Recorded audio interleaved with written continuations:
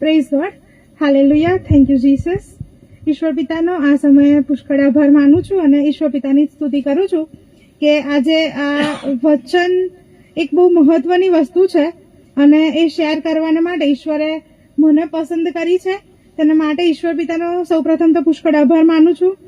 Pastor પ્રિન્સનો પણ આભાર માનું છું કે તેમણે મને આ તક પૂરી પાડી અને નીલા સિસ્ટર દ્વારા આજે અહીંયા તમારી સમક્ષ વચન લાવવાની તક મળી છે. તેના માટે હું પુષ્કળ આભાર માનું છું. વિચારતી હતી કેટલા દિવસથી કે વચનનો ચાન્સ મળ્યો છે તો શું વચન આપીશ એમ. ઈશ્વર પિતાને મેં કીધું કે તમે મને દોરજો કે હું લોકોની સમક્ષ તમારું વચન લાવી શકું.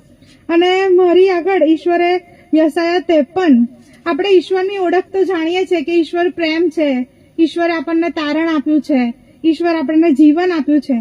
પણ ઈશ્વરે આપ્યું આપણને જીવન ત્યારે ઈશ્વરની કઈ સ્થિતિમાંથી ઈશ્વર પસાર થયા, આપણા માટે ઈશ્વરે શું સહન કર્યું, ઈશ્વરે આપણા માટે શું કર્યું કે તેના દ્વારા આપણને પ્રેમ મળ્યો છે કે એનું જીવન મળ્યું છે. તો આજે આપણે જોઈએ તો હું યશાયા 53 અને એની 1 થી 6 કલમ છે એ તમારી સમક્ષ વચન લાવવા માંગુ છું. અને ત્યાં આગળ જોઈએ તો પહેલી કલમમાં લખ્યું છે કે આપણને જે કહેવામાં આવ્યું છે તે કોણે માન્યું છે અને યહોવાનો ભુજ કોની આગળ પ્રગટ થયો છે. ત્યાં તમે જુઓ તો પહેલી કલમમાં ઇંગ્લિશમાં ત્યાં આગળ લખ્યું છે, ઇંગ્લિશ બાઇબલ તમે જુઓ તો કે હુ હેડ બિલીવ ધ રિપોર્ટ.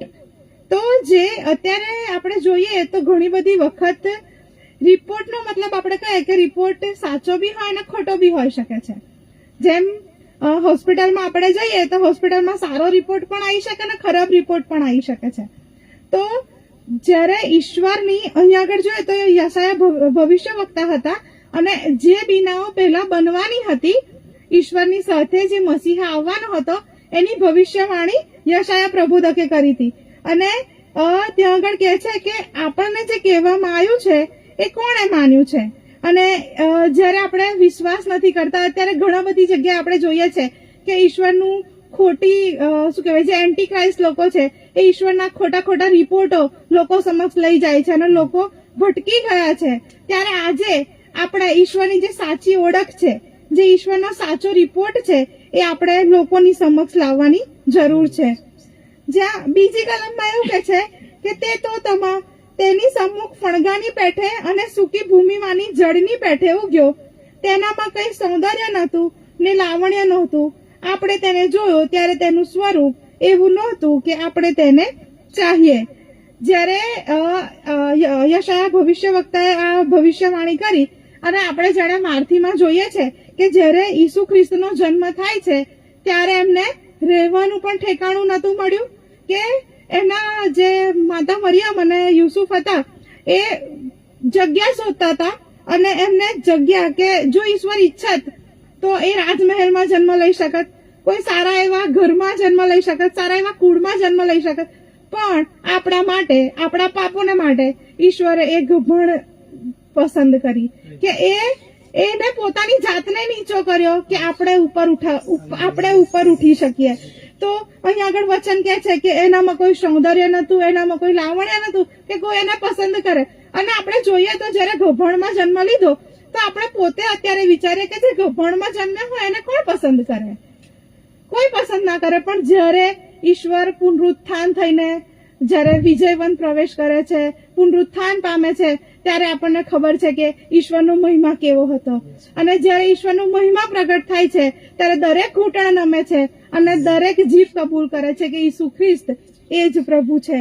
તમે ત્રીજી કલમમાં વાંચો તો ત્યાં આગળ લખ્યું છે કે તે માણસોથી ધિક્કારાયેલો તથા તજાયેલો હતો, દુઃખી પુરુષ ને દર્દનો અનુભવી, ને જેને જોઈને આપણે મુખ અવડું ફેરવીએ એવો તે ધિક્કાર પામેલો હતો ને આપણે તેની કદર બૂઝી નહીં. તમે જુઓ તો નવા કરારની અંદર ઘણી બધી જગ્યાએ લખવામાં આવ્યું છે કે ઈસુનો ઘણા બધાએ નકાર કર્યો. જે શાસ્ત્રીઓ ફરોશ્ય હતા, પહેલી વાત કરીએ તો એના પરિવારના લોકો જે હતા, તમે યોહાન 1:11 પણ જોઈ શકો છો, ત્યાં એના પોતાના ઘરના એ જેનો નકાર કર્યો. યોહાન 7:5 ની અંદર એના ભાઈ બહેનો હતા, એના ભાઈ બહેનોએ એને સ્વીકાર્યો નહીં. માર્થીની અંદર પણ તમે જુઓ તો માર્થી 21:42 ની અંદર પણ ઘણી બધી જગ્યાએ નવા કરારની અંદર એવી બધી બાબતો લખી છે કે જ્યાં આગળ ઈસુનો નકાર કર્યો છે. અને યશાયા પ્રબોધકે કીધું કે એનું સાચું રૂપ આપણે જાણીએ, જ્યારે આપણે ઈશ્વરનું સાચું રૂપ જાણીએ છીએ ત્યારે આપણને ખબર પડે છે કે ઈશ્વર કોણ છે, એ કેટલો ભલો પિતા છે, એ કેટલો પ્રેમાળ ઈશ્વર છે. અને ત્યાં આગળ લખ્યું છે 3જી કલમમાં કે દુઃખી પુરુષને દર્દનો અનુભવી હતો. અહીંયા આગળ એવું લખવામાં આવે છે કે દર્દનો અનુભવી હતો. શું ઈશ્વરના શરીરમાં કોઈ બીમારી કે મુશ્કેલી હતી? ના. પણ એ કોની જોડે રહેતો હતો? જે દુઃખી લોકો હતા, બીમાર લોકો હતા. એટલે એણે અનુભવ કર્યો છે, એટલે એની જોડે ફરતો હતો. એવું બનત તો એ જે સારા સારા શાસ્ત્રીય પુરુષોની જોડે બેસત ઉઠત, પણ એણે પાપીઓની જોડે ફરવાનું. અને કે છે વચન કે એણે પાપીઓ જોડે ફર્યો પણ એણે પાપ જાણ્યું નહીં. આપણે બની શકે તો અત્યારે આપણી કહેવાય કે દેશ એવો વેશ માણસનો થઈ જાય. આપણે 1-2 દિવસ કોઈની જોડે રહીએ તો એના ગુણ, એની વાતો આપણામાં આવી જાય કે એનું ઉઠવું બેસવું આપણે એ જ્યાં આગળ જતો હોય ત્યાં આપણે જતા થઈ જઈએ. પણ ઈશ્વર પાપીઓની વચમાં રહ્યો પણ એણે પાપને જાણ્યું નહીં, અને એ પોતે નિષ્પાપ રહ્યો, અને એ કહેવાય કે પવિત્ર હલવાન આપણા માટે વધુ રહ્યું, અને આપણને પાપોની માફી એના દ્વારા મળી છે. વિચારવાની જરૂર છે કે ઈશ્વર આટલું બધું આપણા માટે સહન કર્યું છે. જો બની શકત તો એ ઘણી બધી સારી યોજનાઓ કરત ને આપણને પાપોનો ઉદ્ધાર આપત. પણ ઈશ્વરે કે છે કે ઈશ્વર આપણા માટે નીચો પડ્યો. ઈશ્વર ગરીબ બન્યો કે આપણે ધનવાન બનીએ. ઈશ્વરે આપણા માટે ઘણી બધી એવી વસ્તુ, આપણે ઈશ્વરને જાણીએ છીએ પણ આજે આપણે સાચી રીતે જાણીએ કે ઈશ્વરે આપણા માટે શું કર્યું છે કે આજે આપણને પાપોની માફી કે ઉદ્ધાર મળ્યો છે. ઉદ્ધાર એમને નથી મળી ગયો. ઈશ્વરે ઘણી બધી બાબતો એવી કરી છે કે જે આપણા માટે અશક્ય હતી. જો આપણે જોઈએ તો એદનવાડીમાં જયારે આદમે તારણ ખોયું અને પાપનો જન્મ થયો, ત્યાં આગળ આખી પૃથ્વી શાપિત થઈ. અને જયારે છેલ્લો આદમ કે જે ઈશ્વર આપણા માટે આવ્યો અને બધું આપણા હકમાં એને હિતકારક કર્યું, પાપોની માફી આપણને આપી, બીમારીઓમાંથી છુટકારો ઈશ્વરે આપણને આપ્યો. તેના માટે ઈશ્વર પિતાનો આજે આપણે આભાર માનીએ કે કોઈ માણસ ના કરી શકત. જો બનાત તો કોઈ લાયક નતું એ વસ્તુને, કે ઈશ્વરે એનો એકનો એક દીકરો, જે બાઇબલની મુખ્ય કલમ છે કે યોહાન 3:16 કે દેવે જગત પર એટલી પ્રીતિ કરી કે તેણે પોતાનો એકનો એક દીકરો આપ્યો. એ સારું કે જે કોઈ તેના પર વિશ્વાસ કરે તેનો નાશ ન થાય પણ તે અનંત જીવન પામે. અને ઈશ્વરે આપણા માટે અનંત જીવનનો રસ્તો કર્યો. એણે પોતાનો એકનો એક પુત્ર મોકલ્યો. એના પુત્રએ અપમાન સહન કર્યું, દુઃખ સહન કર્યા. કોના માટે? એના માટે નહીં, આપણા માટે. કારણ કે એણે, તમે જુઓ તો હિબ્રુઓમાં લખ્યું છે કે એણે પોતાની આગળ મૂકેલા આનંદને લીધે એ દુઃખ સહન કર્યું. એ કયો આનંદ ઈશ્વર ક્રૂસ પર જોઈ રહ્યો હતો? આટલા બધા લોકો જે તારણ પામવાના હતા, એ આનંદ ઈશ્વરે જોયો. અને એ દુઃખ એને દુઃખ એક થયું કે એનો ને પિતાનો સંબંધ ક્રૂસ પર તૂટ્યો. આપણે જાણીએ છીએ કે ત્રિએક પરમેશ્વર હતા, પિતા, પુત્ર અને પવિત્ર આત્મા. આપણા માટે કે પાપ આપણા એટલા બધા હતા અને પાપનો મુસારો મરણ છે, અને આપણા માટે ઈશ્વરે મરણ પસંદ કર્યું. અને ઈશ્વરે મરણ પસંદ કર્યું અને આપણને પાપોમાંથી છુટકારો આપ્યો છે. હંમેશા માટે ઈશ્વરે આપણને પાપોથી દૂર કર્યા છે. ઘણી બધી વાર એવું હોય છે કે આપણે આપણા પાપ યાદ કરીએ છીએ, પણ ઈશ્વરનું વચન કહે છે કે હું તારા પાપનું ફરી સ્મરણ કરીશ નહીં. ઈશ્વર સ્મરણ નથી કરતો. ઘણી બધી વાર આપણે યાદ કરે છે કે પિતા મેં તો આવું કર્યું, તોય હું લાયક. ઈશ્વર કહે છે હા, તોય તું જ લાયક છે મારા પ્રેમને. ઈશ્વર પિતાનો આભાર માનીએ, ધન્યવાદ કરીએ. ત્યાં 4થી કલમ કહે છે કે ખચિત તેણે આપણા દર્દ માથે લીધા છે ને આપણા દુઃખ વેટ્યા છે, પણ આપણે તો તેને હણાયેલો, દેવથી માર પામેલો તથા પીડિત થયેલો માન્યો. 5મી કલમ પણ કહે છે કે પણ આપણા અપરાધોને લીધે તે વિંધાયો, આપણા પાપોને લીધે તે કચડાયો. આપણને શાંતિ પ્રાપ્ત કરવાને માટે તેને શિક્ષા થઈ ને તેના સ્વરથી આપણને સાજાપણું મળ્યું છે. જોઈએ તો ઈશ્વરના ક્રોસથી આપણને ખાલી પાપોની માફી નહીં, ખાલી ઉદ્ધાર નહીં, પણ આપણને બીમારીઓમાંથી પણ છુટકારો મળ્યો છે.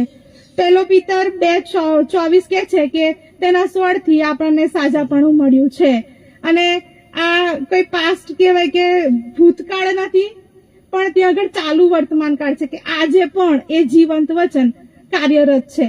કે એવું નથી કે તમે જૂના શું કહેવાય કે પાછળના ભૂતકાળમાં જ તમને સાજાપણું મળી શકે છે, પણ આજે પણ આપણો દેવ એટલો સર્વશક્તિમાન છે કે બીમારીઓમાંથી, મુશ્કેલીઓમાંથી, ચિંતાઓમાંથી, ગમે તેમાંથી આપણને છુટકારો આપવા માટે એ સક્ષમ છે. તમે જુઓ તો 12:8-17 લખ્યું છે કે એણે આપણી બધી બીમારીઓ લઈ લીધી. એણે આપણા માટે પ્રાઇસ પેડ કરી છે કે આપણે કઈ કરવાની જરૂર પડે નહીં. એટલે આપણે ચાલતા જવાની કે પછી કોઈ અહીંયા આગળ જાઉં, આ કરું કરવાની કઈ જરૂર નથી, કેમ કે ઓલરેડી પ્રાઇસ પેડ થઈ ગઈ છે. ઈશ્વરે પૂર્ણ કરી દીધું છે. એટલે જ ક્રોસ પર એણે કીધું કે સંપૂર્ણ થયું, અને સંપૂર્ણ થયું છે. તમે જુઓ તો ઘણી બધી વાર અત્યારે આપણે જોઈએ છે કે લોકો પૈસાઓ ખર્ચીને ને ઘણી બધી રીતે પ્રાર્થનાઓ કરાવે છે, પણ ઈશ્વરે કીધું છે કે તમે મફત પામ્યા છો અને મફત આપો. અને ઈશ્વરે આપણને મફતમાં આપ્યું છે, આપણે કઈ કરવાની જરૂર નથી. એ ઉદ્ધારનો માર્ગ હોય, એને પોતાનો વિશ્વાસ આપણને આપ્યો, પોતાનો એકનો એક પુત્ર આપ્યો. આપણે ખાલી વિશ્વાસ કરવાનો છે કે હા પ્રભુ, હું તને મારા તારણહાર તરીકે સ્વીકારું છું. અને જ્યારે આપણે સ્વીકારીએ છીએ ત્યારે બીમારી હોય, મુશ્કેલીઓ હોય, કહેવાય કે ઈશ્વરે કીધું કે હું ગરીબ બન્યો કે તમે ધનવાન બનો.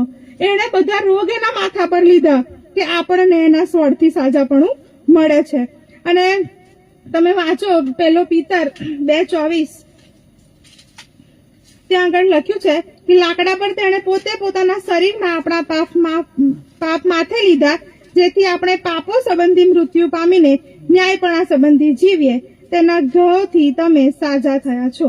આપણે પાપ સંબંધી મૃત્યુ પામી ગયા છે, એટલે આપણે ઘડી ઘડી પાપ યાદ કરી અને ખૂણામાં બેસી રહેવાની જરૂર નથી. આજે આપણે ઈશ્વરના ન્યાયપણા, ઈશ્વર આપણું ન્યાયપણું છે. આપણને ઈશ્વરે ન્યાયી ઠેરવ્યા છે. દુનિયાની કોઈ તાકાત એવી નથી કે જે આપણને અન્યાયી ઠેરવી શકે, કેમ કે ઈશ્વરે પોતે કીધું કે મેં તને ન્યાયી ઠેરવ્યો છે, અને ઈશ્વરથી ઉપર કોઈ નથી. જયારે ઈશ્વરે આપણને ન્યાયી ઠેરવી દીધા છે તો આપણે કોઈથી બીવાની કે ડરવાની જરૂર નથી. છઠ્ઠી કલમમાં કે છે કે આપણે સર્વ ઘેટાની પેટે ભટકી ગયા હતા, દરેક પોતપોતાને માર્ગે વળી ગયો હતો, અને યહોવાએ તેના પર આપણા સર્વના પાપનો ભાર મૂક્યો છે. આ મારી મુખ્ય કલમ છે કે આપણે બધા ભટકી ગયા હતા. તમને પહેલા જ કીધું કે જેમ આદમ અને હવા આદનવાડીમાં રહેતા હતા અને સર્પે તેમને ભરમાવ્યા. અને ઓલવેઝ શૈતાનનું કામ એ જ છે કે તમને છેતરામણી કરીને એના ચંગુલમાં ફસાવે. એ કાન આમથી નહીં પકડે તો કાન આમથી પકડશે. વચનને જાણે છે, વચનને તોડી મરોડીને તમારી આગળ લાવશે અને તમને છેતરામણીમાં નાખશે. પણ એ આગળ કે છે કે આપણે ભટકી ગયા હતા અને શેતાને છેતરામણી આપી અને ત્યાં આગળ પાપનો પ્રવેશ થયો. પણ ઈશ્વરની કૃપા અને ભલાઈ, ઈશ્વરનો આભાર માનીએ કે એણે એની કૃપા આપણા પર થવા દીધી.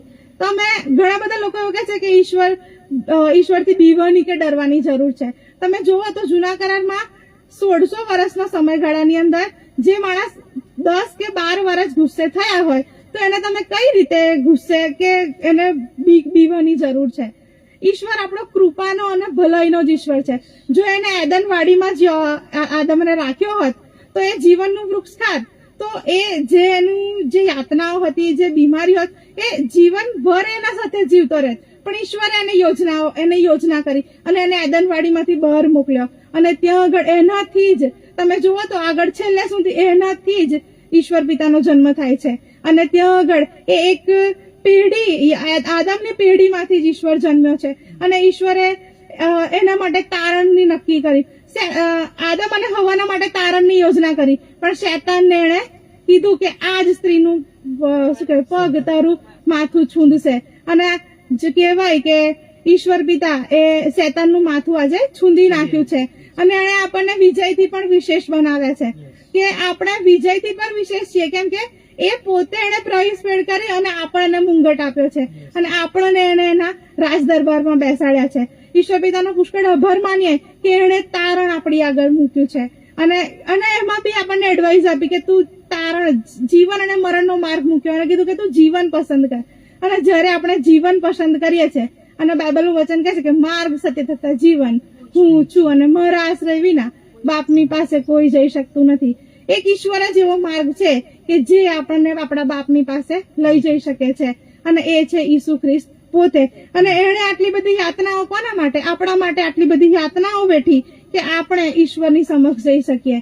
અને જ્યારે એક ઈસુ જેવો રસ્તો છે કે જે આપણને સ્વર્ગનો માર્ગ બતાવી શકે છે, એ જ એક આપણો મધ્યસ્થ છે. ઘણા બધા લોકો કહે છે કે અમે જ તમારા માટે મધ્યસ્થી કરીએ, પણ ઈસુ ખ્રિસ્ત એ આપણા માટે મધ્યસ્થ બન્યો છે.